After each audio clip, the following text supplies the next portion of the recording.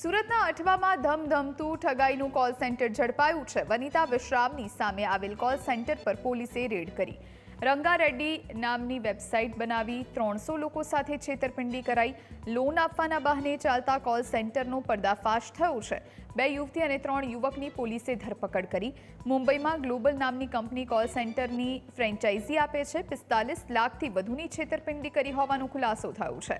ભેજાબાજો ગુજરાતની બહારના લોકોને ટાર્ગેટ કરતા હતા।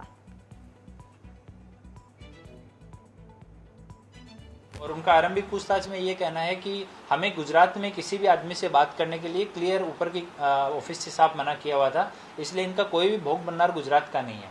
तो हमने कल भी जब हमने वहाँ पे हमारी टीम गई उसके बाद में भी हम लोगों ने ट्राई किया कि कोई भोग भंडार सामने आए और उसकी फरियाद लें, पर ऐसा नहीं हो पाया। भोग भंडार जिससे भी हमने बात की ज़्यादातर उनमें से यूपी, बिहार, महाराष्ट्र, दिल्ली, राजस्थान इन राज्यों से हैं। तो अभी हम भोग भंडार जो है उनके कंटिन्यू टच में है, उनके साथ बात करेंगे और अभी सरकार तरफ पुलिस की तरफ से फरियाद दाखिल करके इन्वेस्टिगेशन शुरू किया गया है।